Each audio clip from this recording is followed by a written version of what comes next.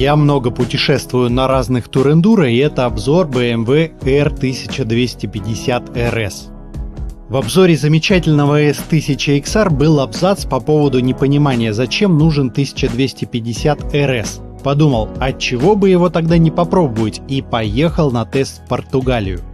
Судя по поисковым запросам, RS сравнивают со всей линейкой BMW, но самое популярное сравнение с Kawasaki Ninja 1000 SX, собственно лидером в сегменте спорт-туристов с клипонами. Значит, люди ждут от RS не турера, а именно спорт-туриста с клипонами.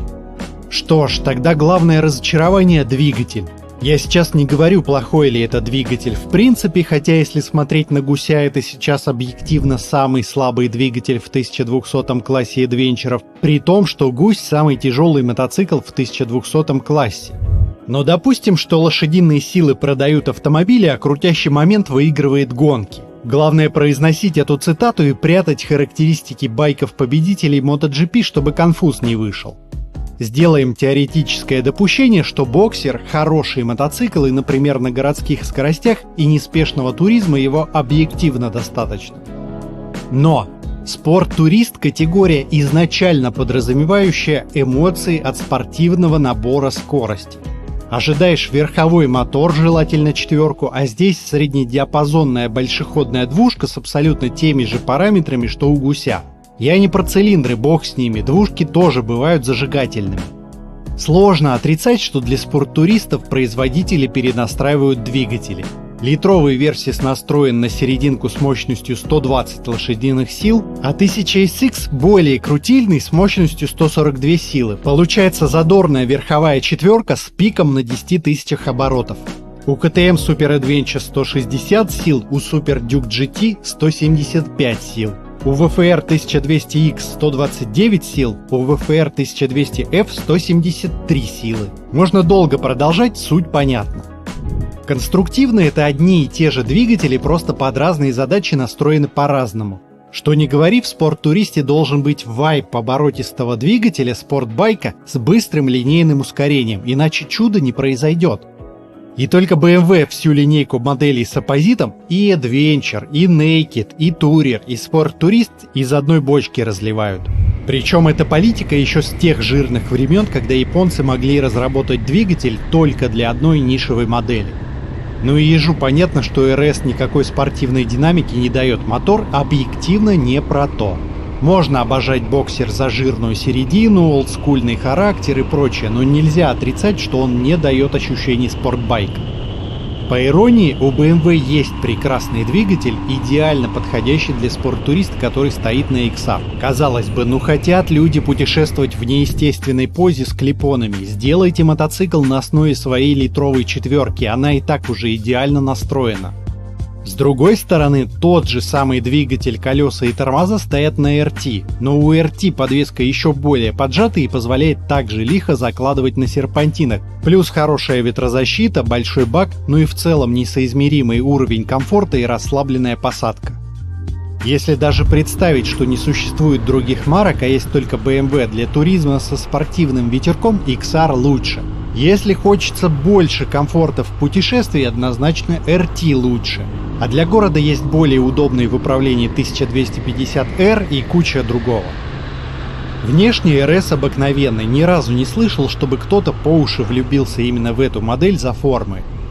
Может быть, причина покупки RS цена? Давайте сравним.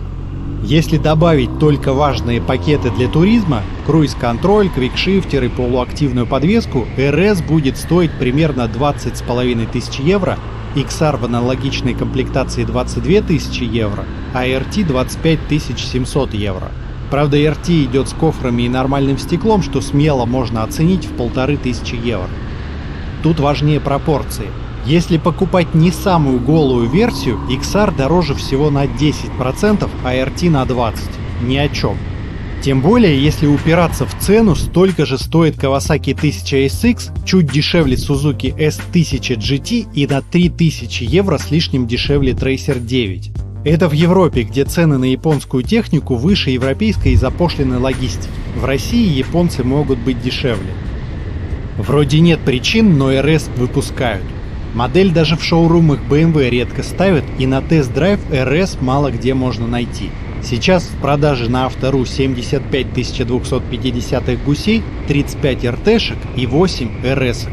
В Испании на местном аналоге такая же пропорция: 190 гусей, 44 РТшки и 17 ирисок. 1/10 от гусей. РС настолько мало кому нужен, что поисковики могут думать, что вы делаете опечатку в названии 1250 ГС. А знаете, сколько лет линейки РС? 46. РС старее, чем древние линейки RT и GS. Вдумайтесь, почти полвека выпускается серия, которую, кажется, никто не просил. Хотя появление самого первого РС оставило след в истории. РС, кстати, значит Ренспорт, что можно вольно перевести «гонка». Название пришло не с чистого листа. Еще с 50-х Porsche буквами РС, тоже сокращением от Ренспорт, обозначали спортивные модификации. BMW R100 RS появился в 1976 году и считается первым заводским туристическим мотоциклом с полным обтекателем. Здесь очень важен контекст времени. К счастью, я ездил на 100-м гусе, могу рассказать. Во-первых, тогдашние литры с современными литрами ничего общего не имеют. Эта чехотка еле-еле разгоняется по меркам современных малокубатурников. Если захотеть, можно его где-нибудь до 150 раскочегарить, а может и больше. Правда, это совсем долго и не захватывающе. Гораздо больше проблема аэродинамика и в целом конструкция мотоциклов тех лет. Байк корежит уже километрах на 90 в час, ни о какой стабильности речи не идет. 130 км в час страшно ехать, он весь болтается по полосе. Где-то на 120 км в час можно нащупать оптимальное состояние, чтобы можно было долго ехать, но не сказать, что с наслаждением. Надо было с этим что-то делать. Сейчас какой-нибудь 300-кубовый индиец с легкостью разгоняется до тех же 150 км в час, при этом гораздо стабильнее стоит на трассе. В 70-х мотоциклы с обтекателями были, но чисто спортивными. Например, вот красавчик 74 года. В воздухе уже витали обтекатели, и энтузиасты кастомизировали дорожные мотоциклы под себя, но это самоделки. И в 76-м появляется 100 RS. Барабанный задний тормоз, который по современным меркам вообще не тормозит. Покрышки шириной 90 и 120 мм, которые по современным меркам не могут использоваться на тяжелых мотоциклах. Спецованные диски, которые по современным меркам не дают достаточной жесткости. Ход вилки 182 мм, что по современным меркам не у каждого турендура увидишь. Сзади два амортизатора по бокам, что по современным меркам значит, что у каждого амортизатора пружина работает по-своему и мотоцикл раскачивается из стороны в сторону на скорости. Ну и оппозит на 70 сил. Даже на момент выпуска модели двигатель ругали за устаревший конструктив 20-х годов, вибрации и что ускоряется мотоцикл не особо-то и быстро. Но фишка мотоцикла была в обтекателе, который разрабатывали в аэродинамической трубе исследовательского центра Пининфарина. Чуваки, которые занимаются проектированием кузовов всех флагманских Ferrari. Тогда в аэродинамику не умели, так как сейчас. В одном обзоре 70-х годов журналист живописно описывал, как воздух и дождь засасывает под обтекатель и заливает руки-ноги. Но тогда лучше все равно ничего не было. Сейчас-то даже для дешевого малокубатурника могут на компьютере моделировать аэродинамику, еще не выпустив ни одной детали. Это дешево. Чтобы понимать, что такое обтекатель на гражданском мотоцикле 70-х, вот как выглядела модель, которая сейчас считается синонимом полностью капотированного двухколесного автомобиля. Кстати, голда была заметно мощнее и моментнее РС, и у нее была более спортивная подвеска, но обтекатель появился только в 80-м году. В конце 70-х происходила смена мотоциклетных эпох, как никогда наглядно видно разницу между моделями 70-х и 80-х. Самый прямой конкурент РС тех лет, Moto Guzzi SP1000 с развитой ветрозащитой, появился на 2 года позже РС, уже с учетом ошибок РС. Говорят, ветрозащита у Guzzi была лучше. Через 5 лет, в 1981 году, появилась Honda CBX 1000B, разработки самого Соичиро. Литровый шестицилиндровый рядник, прогрессивный моноамортизатор и другой футуризм. Тоже гоняли в аэротрубе.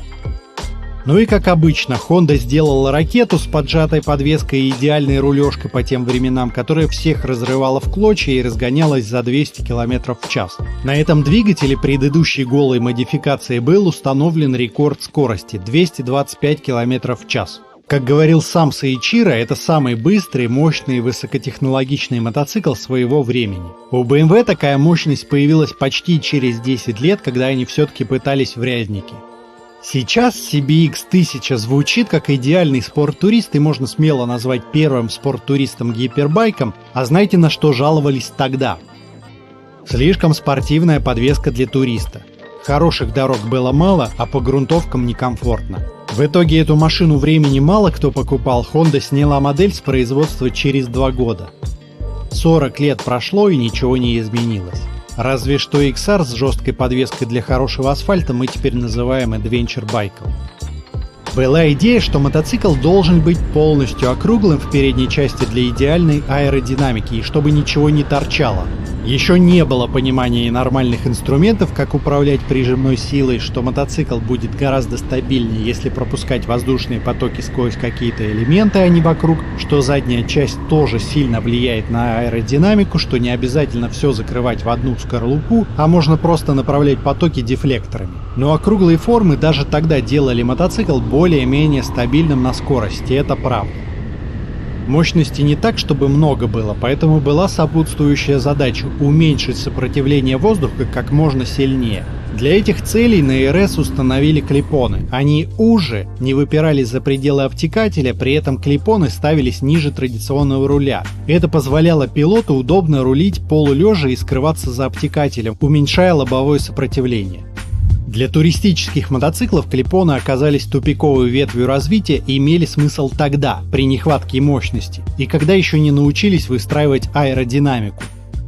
Сейчас у больших туристических мотоциклов мощности больше, чем можешь унести, и более эффективная аэродинамика. Есть куча туристических мотоциклов, где спокойно с прямой посадкой и широким рулем сидишь на скоростях в районе 250 км в час. Обычное дело встретить вопрос на форуме: «Пацаны, что-то у меня на 240 с загруженными боковыми кофрами появился небольшой воблин, кто сталкивался?» Я не говорю про спортбайки, у клипонов на треке есть свои плюсы, но для туристического мотоцикла уже давно не имеют никакого смысла. Это не камень в огород BMW, сам класс спорттуристов с клипонами мертвый внутри. Остались только единичные модели, либо какие-нибудь гипербайки, крошки в туристическом сегменте. Главная проблема клипонов – посадка с наклоном. Всегда или руки напряжены, или спина. Расслабленного положения не существует. Академически говоря, клипоны разделяют на нижние и верхние. Настоящие клипоны нижние, как у спортбайков, когда ручки под уровнем траверса. У спорттуристов всегда верхние клипоны, довольно условное определение, и от руля не всегда легко отличить. У RT тоже руль составной и можно смело назвать клипонами, но там расслабленная прямая посадка. У спорттуристов вообще и РС в частности где-то между прямой посадкой и спортбайками. Когда я в обзорах некоторых адвенчеров того же XR говорил, что есть наклон, имелся в виду легкий наклон с отклонением в пару градусов, на РС драматически сильнее. Где-то часов через 6 на РС организм говорит: «Все, я больше так не хочу». И дальше вроде едешь, но уже не в кайф, что-то все равно затекает. И это еще у меня спина здоровая. Для меня комфортный режим в путешествии по 13-14 часов езды в день с одной остановкой поесть. Соответственно, при такой ежедневной эксплуатации вылезают все проблемы эргономики, вибрации и так далее. Если мотоцикл немного утомляет, эта усталость днем за днем накапливается, и через 3-4 дня мне нужен выходной для восстановления. На хорошем туристическом мотоцикле мне не нужен отдых минимум в течение недели. Поэтому в обзорах я большое внимание уделяю моментам, из-за которых накапливается усталость. По чуть-чуть, по капле. Для туриста это важно. По 6-8 часов в день можно ездить на любой табуретке, слишком много времени остается организму на восстановление. Так редко кто из путешественников ездит только на малокубатурниках, где ритм другой. На РС более-менее спасало, что установлен опциональный круиз-контроль. На магистралях больше половины времени я ехал или без рук, или в полоборота, держась одной рукой. Владельцы мотоциклов с клипонами прекрасно понимают, о чем я говорю. Рули крутятся по горизонтали, поэтому надо сильно наклоняться, чтобы всю плавность и легкость рулежки почувствовать. Когда спина устает через несколько часов, все равно начинаешь ехать с натянутыми руками и рулежка становится грубоватой. Клипоны не предназначены для такого управления. И в городе на светофорах не лежишь, рулежка на около нулевой скорости тяжелая. Легко РС начинает ехать хотя бы с 30-40 км в час. Например, со старта повернуть направо, а затем сразу налево – это мучение по сравнению с нормальным рулем, но и вообще любые маневры в городском трафике менее удобны. Вилка здесь как на Naked с рулем 1250R, с одним отличием. У R стандартный для дорожника трейл, а у RS за счет выноса снизу вилки трейл уменьшен для значения туреров. Если взять спорт-туристов с клипонами, там трейл все равно сильно меньше. У Kawasaki 1000SX трейл меньше 100 мм, у Suzuki S1000 GT трейл скорее всего как на голой версии 100 мм, у святого VFR 800 трейл тоже меньше 100 мм. Очевидно, это более хардкорные товарищи с резкой рулежкой. Довольно странное решение для RS, если воспринимать его как спорт-туриста. Я не говорю, что он плохо рулится, все с ним нормально, но это же класс, который должен давать спортивные эмоции. Как только мы вычеркиваем спорт, возникает во всем лучший RT. Видимо, BMW видит все-таки какой-то гибрид спорт-туриста и турера, но тогда непонятно, для чего они и полезли в креветочную посадку. Также здесь для спорт-туриста очень тугой руль, что в городе доставляет еще больше неудобств. Однако на магистрали мотоцикл сам себя держит, не воблит и рулится плавно и предсказуемо, как на турера. Я быстрее 180 не разгонялся, но до 180 он точно стабильно держится даже с 3 кофрами, руль можно не придерживать. Кстати, уже на самой первой 100 RS был демпфер руля, хотя на других моделях сотой линейки такого не было ни до, ни после, руль совершенно свободно болтался.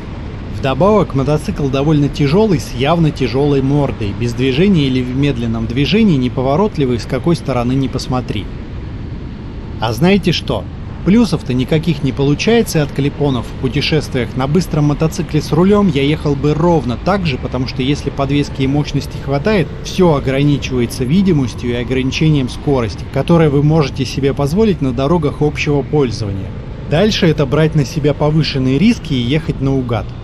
На магистралях можно разогнаться, но там и рулить некуда. Гипотетические преимущества у клипонов при агрессивной езде есть, но в реальном мире не на треке их негде реализовать, даже если ездить совсем дерзко и бесстрашно. Для подтверждения можно посмотреть победителей Pikes Peak. Никому руль не мешает быстро ездить на серпантинах. Еще когда сидишь с наклоном, сложнее обернуться. И шлем может утыкаться в плечи, но это больше про спортбайки. И с прямой посадкой ты еще телом доворачиваешь для удобства, что на RS делать не получается. Как плюс еще говорят про узкий руль. Да, у 1250 RS ширина по рулю чуть меньше 80 см, что уже руля гуся где-то на 10-11 см. С другой стороны, у RS предательски торчат зеркала, не получается преимущество.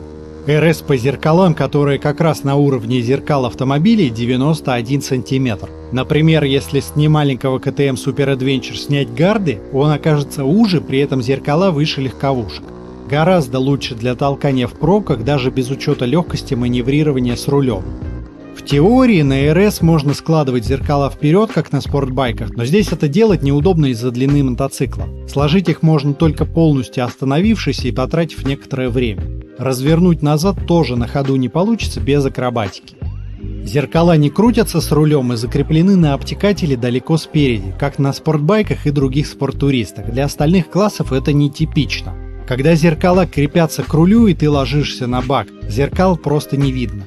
Когда зеркала на обтекателе далеко спереди, в них неплохо видно, хоть ты вертикально сидишь, хоть шлемом бак царапаешь. Для езды с прямой посадкой зеркала на уровне руля удобнее, они ближе и соответственно в них лучше видно, плюс чуть-чуть можешь головой покачать и высмотреть мертвые зоны. На RS зеркала для спорттуриста прекрасные, но только с оговоркой на класс. Еще для спортивных мотоциклов характерны задранные подножки. Изначально это трековая тема, чтобы можно было неприлично закладывать мотоцикл, но и в гражданской эксплуатации имеет место быть. Например, на серпантинах большие туреры и круизеры шоркают подножками, ограничивая угол наклона мотоцикла. Речь не идет о езде с коленочкой, градусах на 30 шоркают. Это заурядный наклон на поворотах. Если постараться, на некоторых адвенчерах тоже можно шоркать подножками, но для этого уже требуется скилл. Для спорт-туриста угол в коленях расслабленный, с ростом 188 см колени не уставали, хотя угол не совсем прямой. Я бы сказал, на уровне 650-кубовых стритов и адвенчеров. Сиденье еще похвалю. Не думаю, что есть спорт-турист с более комфортным седлом.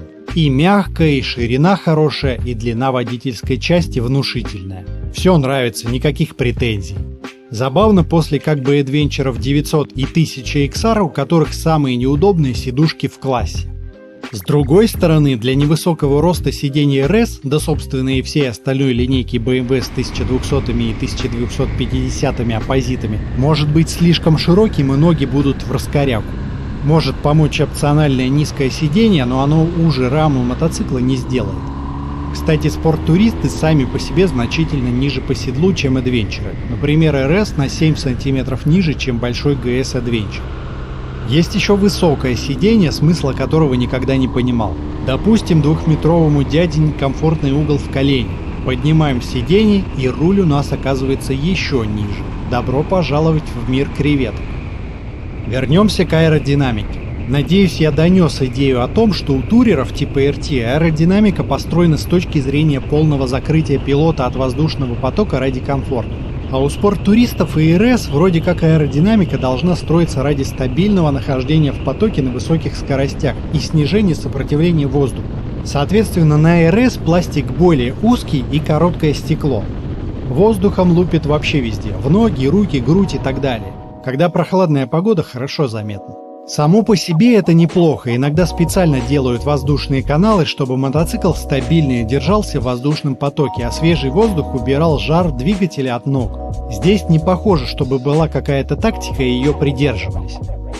С другой стороны, я понимаю инженера, которому такую задачу поставили. Какая аэродинамика, вы видели эти торчащие гигантские цилиндры по бокам?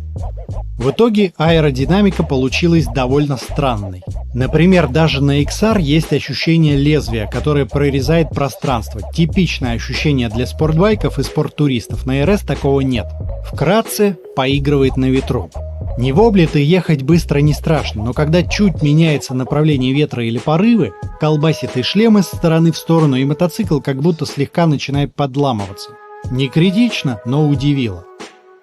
Стекло короткое, но это вопросы не к BMW. У всех спорт-туристов с клипонами стекло работает только если лечь, желательно дома. RS ничем не отличается. При желании можно поставить высокое стекло, а лучше продать RS и купить RT. Стоковое стекло направляет весь воздух ровно в лицо, что типично для спорт-туристов. С открытым визором даже в городе на скоростях в районе 50 км в час не получится ехать с открытым визором. Сразу все летит в глаза. Соответственно, в городе на всех светофорах нужно открывать-закрывать визор. На трассе в верхнем положении стекла мошек с визора отскребать нужно часто. Появляются они уже минут через 5-10, а через пару часов нужно отмывать визор, иначе плохо видно. Более того, камера у меня висит на подбородке, и на линзе тоже время от времени появлялись трупы животных. Если ставить стекло в нижнее положение, все сразу летит на камеру и в грудь. Для туризма такое себе. Насекомые будут либо на ветровом стекле, либо на визоре, при этом есть биение шлема ветром. У двигателя нет такой мощности, чтобы ездить на скоростях, где будет мешать высокое стекло. Здесь больше стиль, чем необходимость. Справедливости ради, я ехал в туристическом шлеме, а для спорт-туриста нужен спортивный шлем, желательно со спойлером. Будет другой эффект, и шлем дергать перестанет. Вот. Но вот отличие R-ки, да, что вот у нее руль шире и чуть повыше. Там это вот уже комфортнее, да, по-любому. Будет покомфортнее. Однако я скажу, вот этот вот недостаток мотоцикла, да, то что вот наклон, ну, недостаток громко сказано, его специфика вот наклона на автобане, она компенсируется тем, что поток ветра бьет тебе в грудь, вот это стекло посредственное бьет в грудь, и ты, получается, ложишься на ветер, и это уже, я бы сказал, уже становится преимуществом.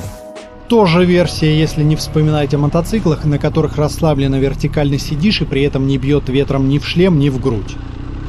Мотоцикл пытались сделать визуально более спортивным и морду уже, чтобы нагляднее была разница с RT. С телелевером не удавалось уменьшить ширину, несколько поколений назад поменяли на вилку.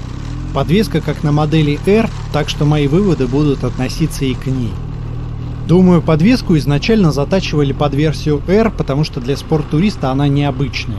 По ощущениям, это все-таки классическая или турерская подвеска, нежели спортивная.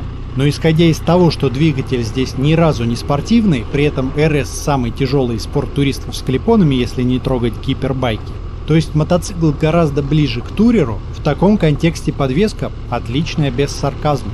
Я говорю про полуактивную версию, но и с механикой будет хорошо.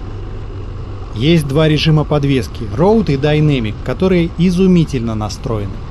В режиме Road подвеска очень комфортная для спорттуриста. По раздолбанным дорогам отлично едет, мягенько. По щебенке и мелким камушкам тоже хорошо, не бьет. У XR ходы подвесок больше, но по факту на неровности реагирует больше. У RS обратная связь сохраняется. Какие-то стыки даже в Road чувствуются не как на нормальном адвенчере, но это не мешает. Биения нет, просто чувствуешь, когда дорога неровная. И в Road в целом неплохо ведет себя в поворотах. Если захотеть, легкие клевки заметить можно, но не критично. Была бы подвеска без электронной регулировки, меня бы устроил такой универсальный режим, исходя из того, что это полутурер. Режим подвески Dynamic жестче. Для протокола не дает кристальной четкости спортбайков, но для RS самое то. Стабильно, не раскачивается, все детали поверхности передает в руки, но и не страшно попасть в ямку на скорости. Хорошо заметна разница между режимами на щебне или грубом асфальте. В Dynamic все чувствуется, в Road гладко. За подвеску 5. Чем мне действительно нравятся мотоциклы BMW, у них всегда достойный дорожный просвет, даже если класс техники не предназначен для бездорожья. У RS честный клиренс в районе 170 мм. Для примера, так любимые в России Tourendur Vistrom 1000 и 1050 с меньшим клиренсом. Поэтому по разбитой дороге с ямками на RS довольно смело можно ехать, причем долго. И подвеска с достаточным комфортом, если не наглеть, и не думаешь, что мопед где-то будет чиркать дном даже с установленной центральной подставкой. Еще 5 за отличные тормоза. Хваткие, очень информативные и не склонные к перегреву. Никаких претензий. Здесь ставят нормальные хорошие Brembo, как на RT, но не как на гусях. При том, что гусь самый тяжелый 1200 Adventure, но с самыми маленькими тормозными дисками в классе. Диаметр тормозных дисков – это наглядный показатель, на какое усилие спроектированы тормоза. На эту величину все остальные компоненты подстроены. Просто так большие тяжелые диски никто не ставит. Ну и при том, что GS Adventure тяжелее RS, у гуся сами диски меньше, чем на RS. Впрочем, это никогда не мешало фанатам заявлять, что на гусе лучшие тормоза в мире, пошла эта физика подальше. Еще звук похвалю. Понятно, что звук боксера никаких спортивных ноток не имеет, а это тоже элемент спортивного вайба. Не просто так в автомобилях имитируют прямоток из динамиков внутри салона, хотя это звучит глупо.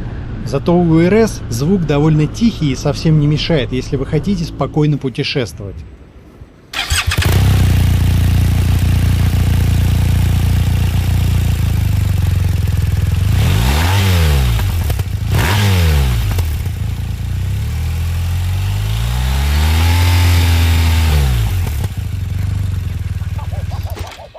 Еще неплохой расход и дальность хода для спорттуристов. Все-таки подавляющее большинство спорттуристов – это четверки, у них расход начинается от 5,5 литров на 100 километров. У боксеров расход сильно зависит от скорости. Расход в горах, где скорости редко поднимаются выше 100 км в час, где-то 4,7 литра, даже бывало 4,5. Даже у спорттуристов меньше литра такого расхода не бывает. Если ездить быстро, все боксеры начинают лить бензин как не в себя. 120 км в час на круиз-контроле – это уже 5,5 литров на 100 км, но допустим, что кофры где-то 200 мл сверху забирают. Если жечь, будет 7, 8, 10 литров, на скоростях под 200 четверки обычно менее прожорливые. Смысл не в экономии. У RS бак такого же размера, как у конкурентов, но на легальных скоростях он спокойно проезжает километров на 50 дальше. У 1200 RS не совсем так, он минимум на пол-литра больше ел и разницы с конкурентами не было. Из интересных особенностей, это единственный на сегодняшний день спорттурист с карданом. Раньше на редукторах BMW резинки крепились обычными хомутами из Леруа Мерлена, а в 1200 поколении хомуты убрали и сделали красивые резинки, которые вроде как должны защелкиваться, но иногда они все-таки не защелкиваются, либо и рассыхаются. Отсюда и шанс попадания воды в редуктор. Кардан не требует частого обслуживания, это плюс. Теперь об опциях. Мотоцикл в базе имеет привлекательную цену, но он голый и все нужно докупать. Считается, что из всех массовых автомобилей у BMW большая прибыль с проданной штуки. Думаю, та же самая стратегия распространяется и на мотоциклы. Отсюда и замена прекрасных Brembo на Hayes, отсюда и один архаичный мотор без доработок под разные классы, отсюда и китайские двигатели. С точки зрения маркетинга BMW на голову выше всех остальных производителей, умеют выдаивать своих клиентов досуха. Через пару лет вместо опций будут лутбоксы продавать, вот увидите. Когда тебе нужна какая-то опция, у BMW ты покупаешь готовый пакет. И все спроектировано так, чтобы в пакете было где-нибудь по 4 опции, при этом реально тебе оттуда нужна была только одна, максимум 2. Еще одна пусть будет. И обязательно какая-нибудь замануха, типа крепления под фирменные кофры или кредл под фирменный навигатор. Как новогодние наборы, полный мешок дешевых барбарисок и карамели, ну и пара шоколадных белочек. Чтобы выбрать только самые необходимые опции, типа квикшифтера и круиз-контроля, ты так и так соберешь полную комплектацию со всеми крючками. Представьте, что вы купили майку Adidas, а в нагрузку вам дали шнурки. Выгодная покупка, и майку классную купил, еще и бонус получил. А потом вы понимаете, что у шнурков квадратные наконечники не влезают ни в одни кроссовки, кроме Adidas. Шнурки выкинуть жалко, и вы с большей вероятностью выберете кроссовки Adidas. В BMW куда ни ткни, все так. Моя любимая замануха Cradle, который в нагрузку идет в пакете с круиз-контролем. Во-первых, в передней части мотоцикла нет розетки, чтобы, не дай бог, вы не подключили телефончик, хотя места полно. Розетка есть только под задом с разъемом DIN. Наверняка только для того, чтобы попытаться продать жилетку с подогревом. Так вот, Cradle. Естественно, он запатентован, чтобы, не дай бог, сторонние производители мимо кассы не предлагали переходники под свои навигаторы. Cradle гигантский и объективно портит внешний вид любого мотоцикла, но снять и выкинуть жалко. Навигаторы Garmin, что с лейблом BMW, что без надежно устаревшие системы, но ладно.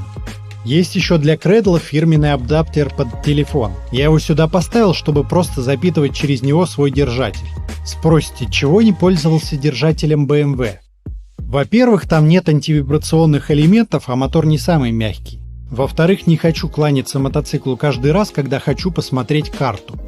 В-третьих, Cradle позволяет установить телефон только в горизонтальном режиме. Большинство навигаторов при том же масштабе показывают дорогу дальше, когда работают в вертикальном режиме. Просто сравните на скриншотах, сколько полезной информации отображают навигаторы в горизонтальном и вертикальном режимах. Такая же тема с держателями фирменных кофров, которые идут в нагрузку с нужными опциями. К кофрам RS у меня двоякое отношение. С одной стороны, для спорттуриста они довольно типичного размера, все открывается ключом зажигания, центральный кофр в путешествиях не обязательно закрывать на ключ, что мега удобно. Плюс у боковых кофров есть небольшой люфт, наверняка это продумано для аэродинамика на высокой скорости. В общем, хороший спорттуристический кофр. С другой стороны, если это все-таки не настоящий спорттурист, а турер, у RT кофры в 2 раза больше, и, например, в центральный кофр спокойно входят 2 шлема, а в RS только 1 и больше ничего. С точки зрения турера у модели неприлично мелкие кофры. Но и в стоке кофров нет, у туреров они обычно в базовой комплектации. По остальным опциям все типично для BMW. Сам экран классный, контрастный и не бликует, но нельзя, например, отобразить расход и запас хода одновременно. И почему-то нет спортивного режима, как на 900XR и 1000XR. А я напомню, что BMW относит RS к спорту, а XR к адвенчерам. Плюс нет нормальной навигации, если сравнивать с новым RT. Мультиколесо на руле делает манипуляции с поворотником неудобными. Обычно я включаю поворотник всегда, даже если в совершенно пустынной местности еду. Как сажусь на BMW, так сразу начинают поворотники включать только при крайней необходимости, оправдываясь, что никого нет или и так понятно. Потому что неудобно. Причем мультиколесо особо-то и не нужно.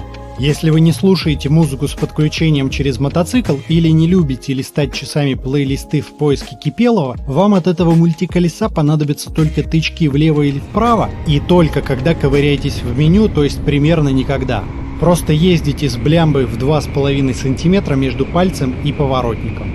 Движение влево-вправо легко можно было реализовать на качельке меню, как это реализовано, к примеру, на Триумфах. Кнопки круиз-контроля удобные, если не докапываться, что из-за мультиколеса нужно тянуться. Плюс круиз умеет сбрасываться обратной ручкой газа, при включенном круизе можно пользоваться квикшифтером. Джентльменский набор. Но при отключении круиз-контроля сбрасывает скорость с рывком. Одному все равно, а если ехать с пассажиром, напрягает. Квикшифтер зависит от года выпуска. У меня на тесте мотоцикл 2020 года, с пинками переключает. Довольно сложно найти квикшифтер последних лет, чтобы так работал. Переключение квикшифтером вверх до третьей передачи слишком грубое. На нижних передачах я вообще старался им не пользоваться, а на верхних только на прямой. Ездил на свежем гусе, там алгоритм явно обновили и квикшифтер работает мягче. Значит, и здесь последние год-два должно быть так же. Но даже на свежих оппозитах BMW квикшифтер грубоват, никакого сравнения с другими свежими премиум марками. Итоги. С одной стороны, по моему мнению, сам класс больших спорттуристов с клипонами давным-давно не нужен. Тут к BMW претензий нет. В роли спортбайка на треке они не особо-то нужны, а туризм в загнутой позе никогда не мог считаться удобным. С другой стороны, оппозит. Вряд ли существует человек, который скажет, что это подходящий мотор для спортивного мотоцикла. Ни рыбы, ни мяса. Такая вот модель, которую давно пора похоронить. Даже не выходя из салона BMW, лучше смотреть или в сторону XR, или в сторону RT. Обе модели гораздо лучше справляются со своими задачами. Дальше будут обзоры адвенчер мотоциклов. Подписывайтесь, чтобы не пропустить, и не переключайтесь.